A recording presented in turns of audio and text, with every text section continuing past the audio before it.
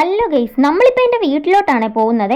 അമ്മയുടെ കൈ കുറച്ച് ഡ്രസ്സൊക്കെ തയ്ക്കാൻ കൊടുക്കണമായിരുന്നു കേട്ടോ, അതിനുവേണ്ടി പോവുകയാണ്. അപ്പോൾ രാത്രി ഒരു 7 മണിയൊക്കെ ആയപ്പോഴാണ് പോകുന്നത്. ഇന്ന് തന്നെ നമ്മൾ തിരിച്ചു വരും കേട്ടോ. അങ്ങനെ ഇടയ്ക്ക് ഒരു പെട്രോൾ പമ്പിൽ കയറി കുറച്ച് പെട്രോളൊക്കെ അടിച്ചിട്ടുണ്ടായിരുന്നേ. അവിടെ നിന്ന് നമ്മൾ വീണ്ടും നേരെ പോവുകയാണ്. അങ്ങനെ ഒരു ബജ്ജിക്കടയിൽ കയറി അവിടെ നിന്ന് കുറച്ച് ബജ്ജിയൊക്കെ വാങ്ങിക്കാൻ വേണ്ടി പോയതാണ്. പക്ഷേ അവിടെ ഓൾമോസ്റ്റ് എല്ലാം കഴിഞ്ഞിട്ടുണ്ടായിരുന്നു. പിന്നെ ഉള്ളതെല്ലാം ഈ രണ്ടെണ്ണം വെച്ച് വാങ്ങിച്ച് നമ്മൾ നേരെ വീട്ടിലോട്ട് പോവുകയാണ്. അങ്ങനെ നമ്മളിതേ വീട്ടിലെത്തിയപ്പോഴത്തേക്കും കഥകളൊക്കെ തുറന്നിട്ടിട്ട് ആരെയും കാണുന്നില്ല കേട്ടോ. ഞാനിപ്പോൾ ശരിക്കും പേടിച്ചു പോയി. എൻ്റെ അമ്മയ്ക്ക് ഇനി എന്തെങ്കിലും പറ്റിയോന്ന് വിചാരിച്ച് അവിടെയൊക്കെ നോക്കിയിട്ട് അമ്മയൊന്നും കാണുന്നില്ല. കഴിഞ്ഞപ്പോൾ നമ്മുടെ പൂപ്പിക്കുട്ടൻ അവിടുന്ന് പറന്നു വരുന്നു കേട്ടോ. ഞങ്ങളെ കണ്ടുകൊണ്ട് ഓടി വരുവാണ്. അമ്മ എവിടെ പോയെന്ന് ചോദിച്ചപ്പോൾ അമ്മ മീൻ മേടിക്കാൻ പോയെന്ന്.